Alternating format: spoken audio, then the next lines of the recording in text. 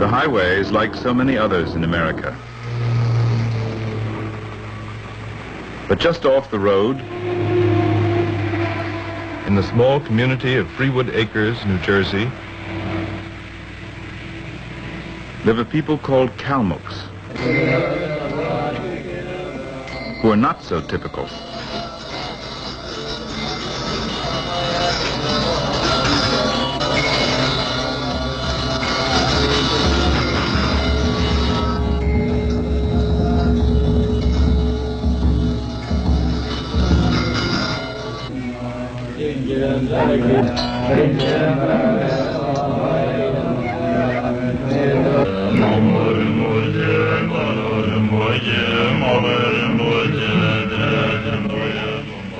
The Buddhist religion is a very important factor in our life. It always was and it always will be.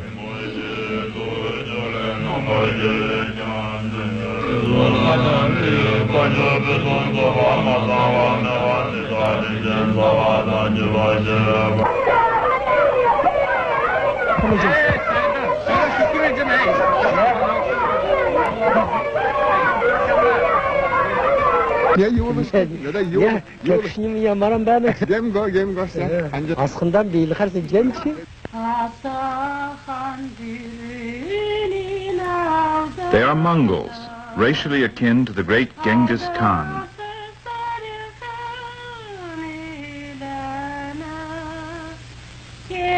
Our original homeland is located in Djungaria, a northern part of the Chinese province Xinjiang in Central Asia.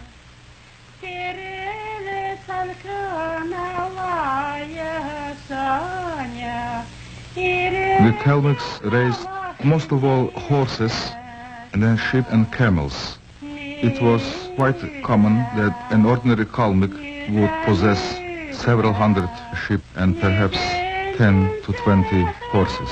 Many centuries ago, they were converted to Buddhism by Lama priests from Tibet. Today, half a world away from Djungaria, in the state of New Jersey, the Kalmucks maintain their Lama Buddhism. Looking to the Dalai Lama for spiritual leadership. Indeed, the present Dalai Lama's brother, Norbu, is an honored guest at Kalmuk ceremonies in Freewood Acres. It is the spring festival, Urusava, a feast of fertility and promise.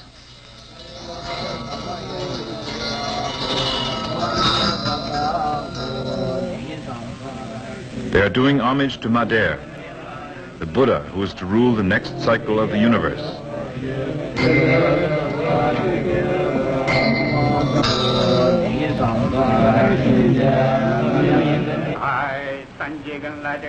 Nearby, a learned Kalmuk monk and scholar, Geshe Vanjal, runs a small monastery built with his own hands and those of his disciples. Here have come young Tibetan lamas who are considered to be reincarnations of saintly ancestors. And local Kalmuk boys are trained in the religion of their people.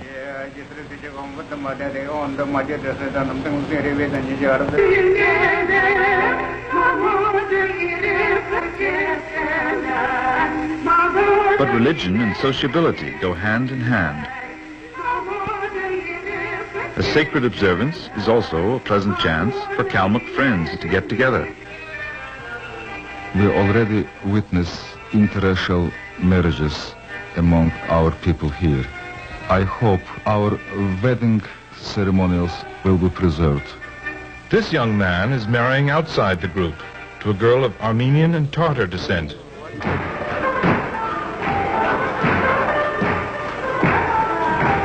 The music is Russian. Indeed, Russia was their home for centuries. I speak Russian, German, Kalmuk, Mongol, and a little bit English. The many languages they speak reflect their historic wanderings.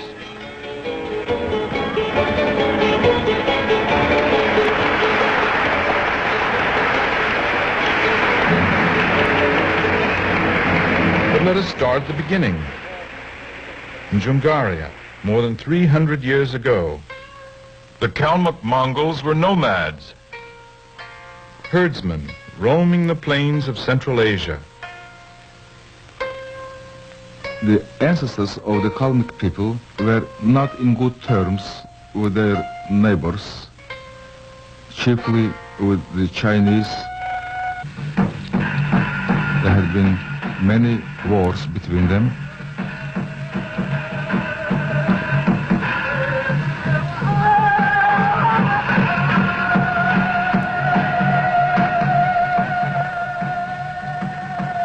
And they were looking for more lands for their cattle.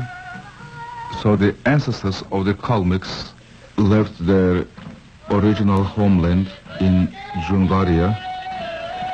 Their migratory movement westward took a long time, and they reached the Volga River in 1630s.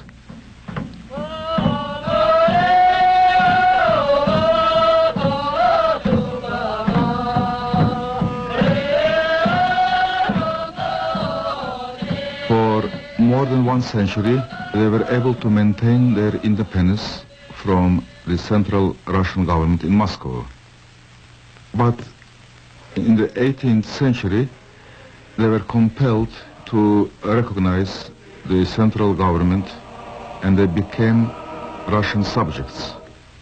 They were not pleased with their life in Russia. They didn't want to be Russian subjects, and so in 1771, our ancestors entered another migratory movement eastward this time, that is back to their original homeland, Djungaria.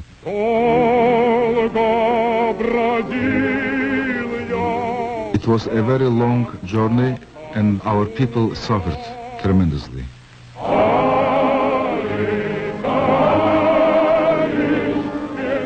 More than 200,000 Kalmuks perished from disease, icy winter, and the attacks of hostile tribes. This was a great exodus, a tragic one.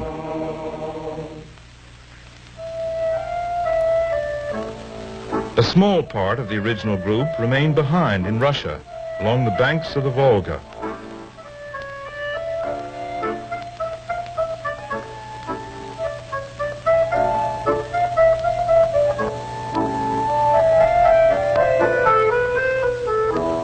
They accepted Russian authority, and Kalmuk horsemen fought for the Tsar against Napoleon.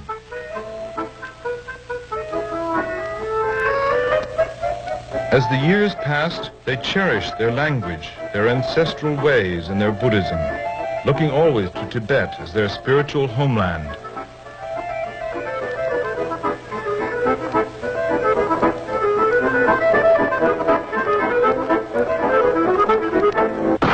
Their peaceful life was interrupted in 1917 when Russia became communist.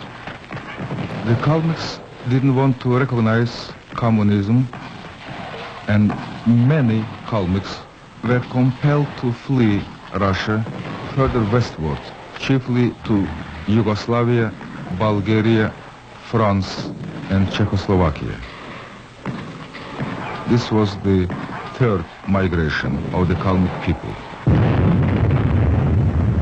When the Second World War erupted, the Kalmucks were again compelled to flee further westward to Austria and Germany. After the war was over, the Kalmucks were brought together in a DP camp near Munich.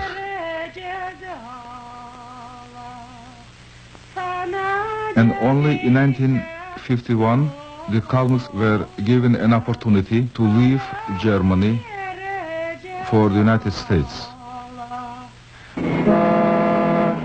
And so they are living in America, about 1,000 in all, in New Jersey and in Philadelphia.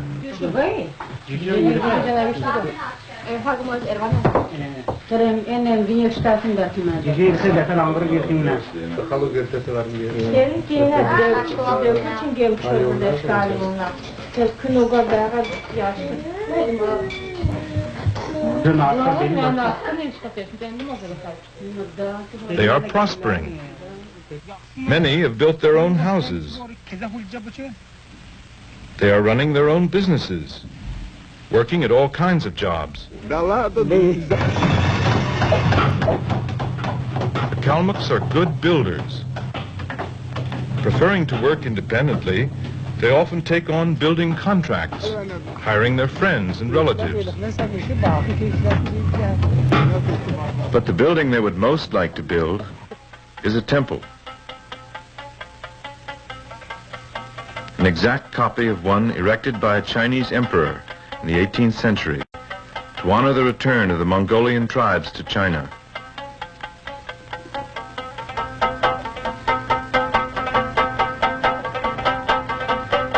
They display a model of this ornate temple and are raising funds to build it in Freewood Acres, just as, nearby, the Russian community has built its traditional house of worship.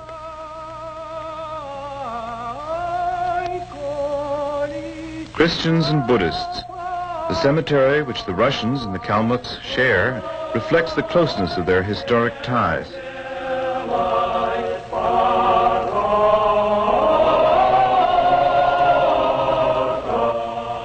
Refugees from Russia and Eastern Europe have been settling in this area for decades. One reason why the Kalmucks came to Freewood Acres.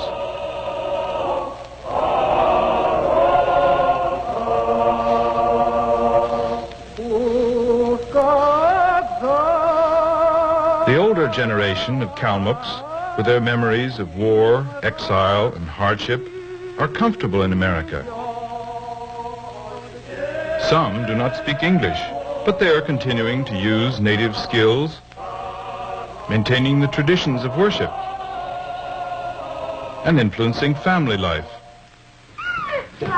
Looking ahead, how will American life affect the new generations of Kalmucks?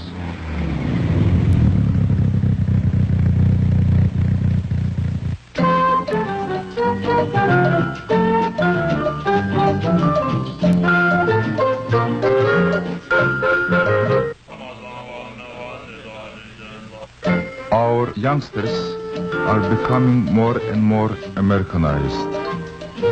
All of them go to American public schools.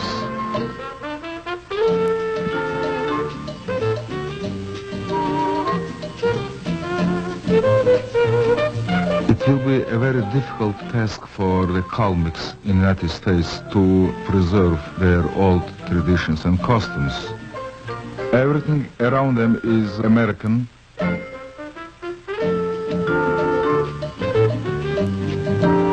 They play with American children. In some 10 to 15 years from now, our children will almost completely become Americanized.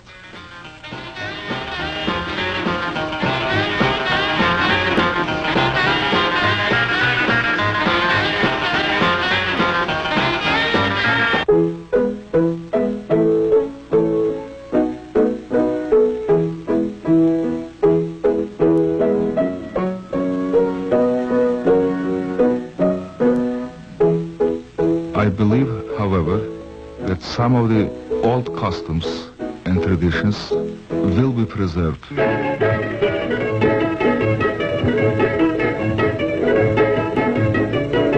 If you asked them, the Kalmucks would say their wanderings are over. Our past history witnessed several migrations, westward, eastward, further westward. The Kalmyks always sought freedom.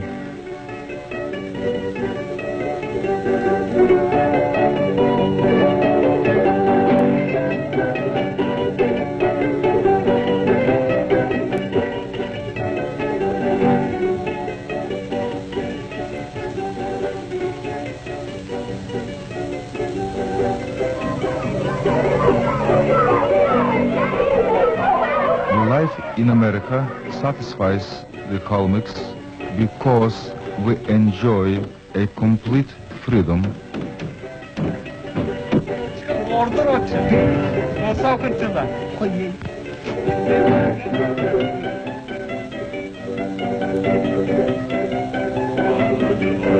We can have our temples.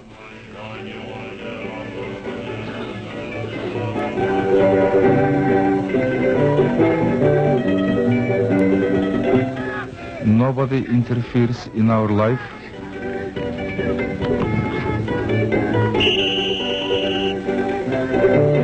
Nobody tells us what to do. We have no fear of anything. These are the things we were looking for and which we found here in the United States. And we don't anticipate any more migrations. It is here that they want to build their beautiful temple.